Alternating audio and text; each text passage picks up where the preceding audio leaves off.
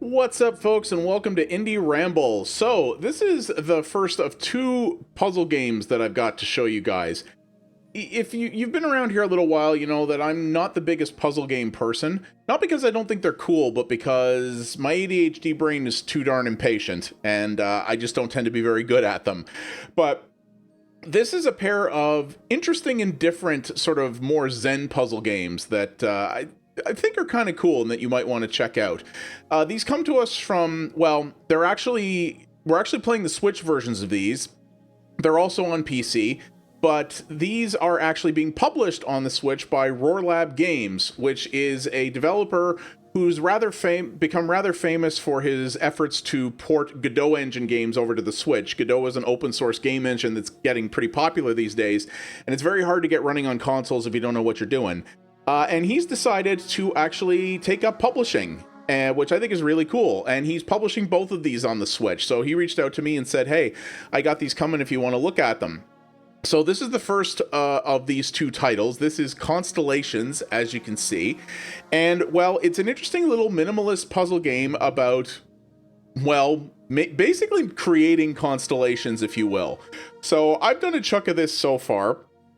And I'm going to start at the beginning here and give you a little rundown of this. It has this very minimalist presentation, which I actually think is quite nice. It's a very Zen game. There's no real pressure here. There's no time limit. There's no real implied failure states, anything like that.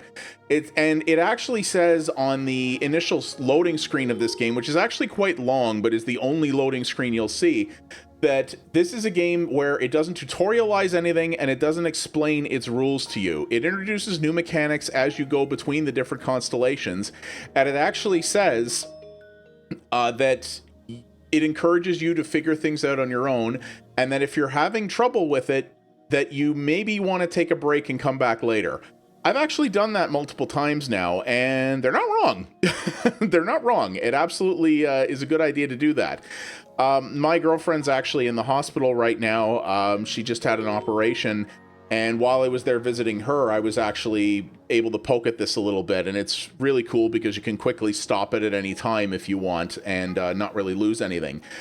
So, yeah, the idea behind this is very simple. You're sort of combining... You're sort of making constellations and going into these different sort of star systems within them, I guess. And you're sort of creating these constellations by following the rules that it lays out for you. And it's a very neat idea that they have here. Very simple to learn, yet hard to master, which is what I think is quite interesting about it. And now, the one thing I'm going to tell you about this is that, so you can see that I'm playing this with a controller. As I said, I am on the Switch. And this uses, when you're in docked mode, this kind of almost Destiny-like cursor system where you're using the analog stick to actually move a cursor around on the screen, right? I will tell you right now, this game is definitely built for touchscreens. It really feels like it was engineered for that. I don't believe this is on phones or anything like that, though it very easily could be. And this plays so well with the touchscreen. It's much quicker to move around. Your movements are a lot smoother, things like that. You can play it perfectly fine with the controller. I have been doing that. No real complaints there, but it does play so much better with the touchscreen if you can. So this is one of those games where it's really ideally suited to playing in portable mode if you can. But, you know, other than that, that's just a little thing to keep in mind here.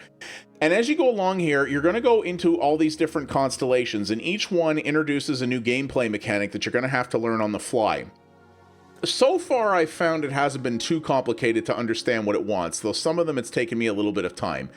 The different constellations are gated off by progression. You have a little count up here, which is how many of the puzzles that you've finished, and you need to complete a certain number to unlock different constellations. However, I found so far that it's reasonably generous on that front, and you're not going to have to worry too much about you know, having to complete it, to fully complete an area that's kind of brain stumping you a little bit in order to move on. It gives you the opportunity to jump around and figure everything out as you go, which is very nice. So each one has a different mechanic, and what's interesting is when you do complete a constellation, each one actually has an endless mode. And this is just to add replay value. This doesn't contribute to your progression in any way, but what it does is it will randomly generate puzzles for you that use the mechanics of the particular constellation that you're in. So if you learned how to do things a certain way in a certain constellation, you can just sit here and keep doing puzzles of that nature to your heart's content, which I think is pretty cool, actually. I think that's a really neat way to go about adding more replay value to the game. I think that's a very smart idea. It will keep account of how many of them you've completed, and when you're in this mode, you can just choose to cycle them at any time if you decided, I don't like this one, or I give up, or whatever. You don't have to finish the one that you're on to keep going, which is really nice.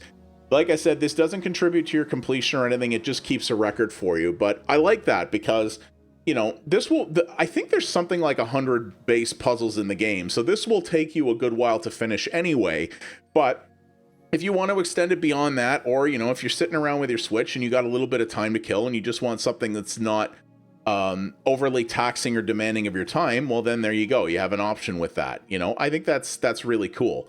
Nice little touch like that. So as you can see, I don't want to go too far into these different mechanics because learning the different mechanics of the game and learning how they work is part of the fun of this. So you really don't want to have a lot of this stuff spoiled for you. So I'm trying not to do that. But each constellation that you will go into, it sort of provides you with a different type of mechanic that you have to learn. And as you go through these, and this is odd, my the button that I use to trigger the line doesn't seem to be working anymore. That's odd. I've never had that happen before.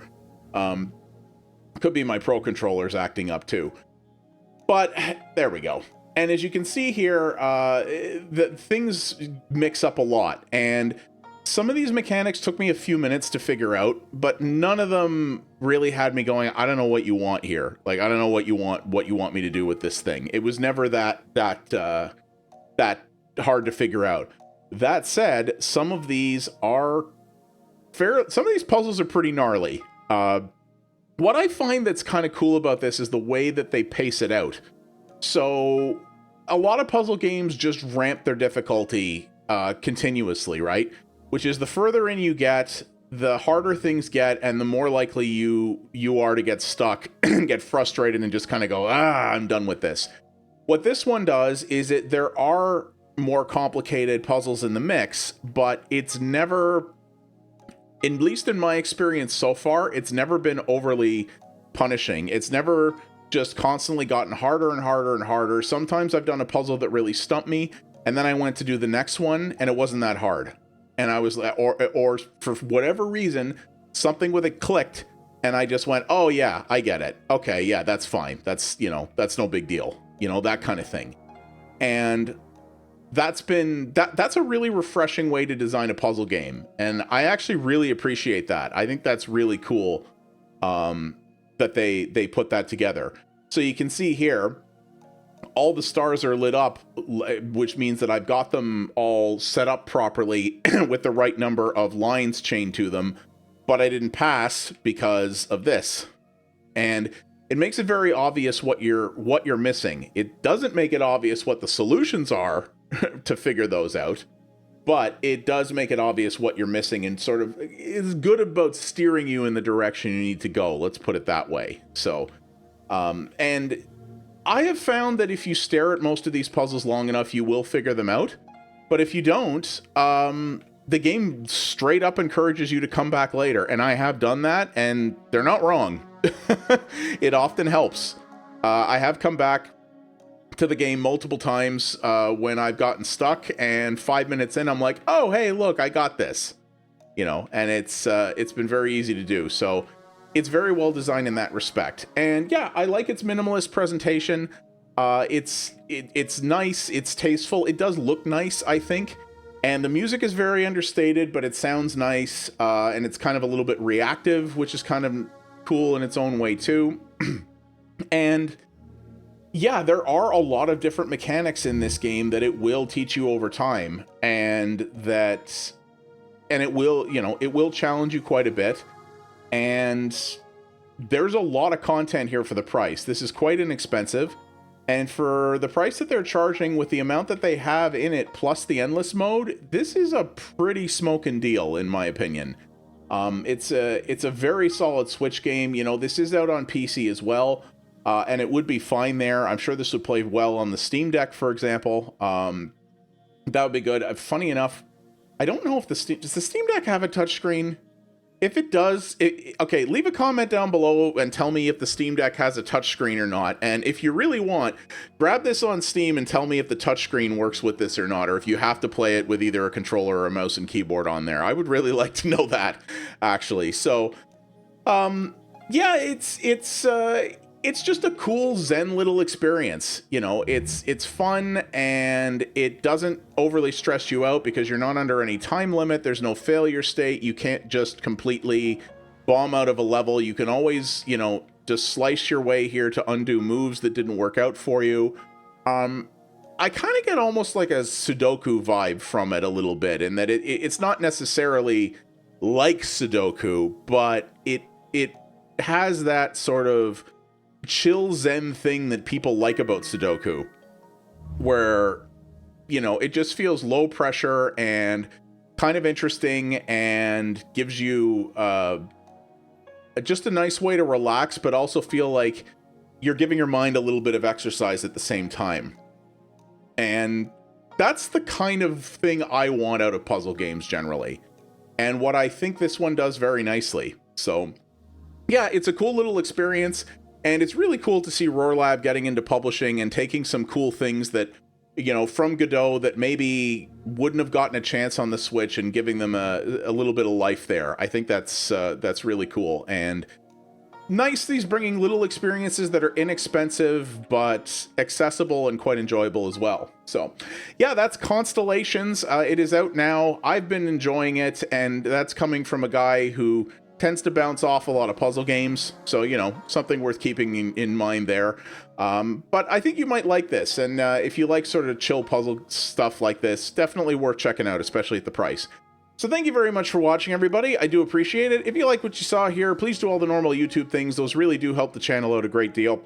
Leave a comment down below. Does this game interest you? What are some other cool sort of low pressure Zen puzzle games that are out there that you like? There's certainly a lot of them, and I'd be curious about this. And definitely, if you have a Steam Deck, let me know. Does it have a touchscreen? And if you want, does this work with it? Because I think that would be great, because this really is an ideal touchscreen game. And if the Steam Deck can't support that, I would say the Switch version is the definitive one. It's definitely the way to play it. And as always, you can follow me over at twitch.tv/pxabstraction for multiple variety streams a week. I cover other indie games as well as retro stuff over there, including a bunch of things that are better suited to streaming than YouTube. We have a fantastic community there, and I'd love to see you be a part of it. Thanks again, all, and I'll see you in the next video. You folks have yourselves a good one. Take her easy.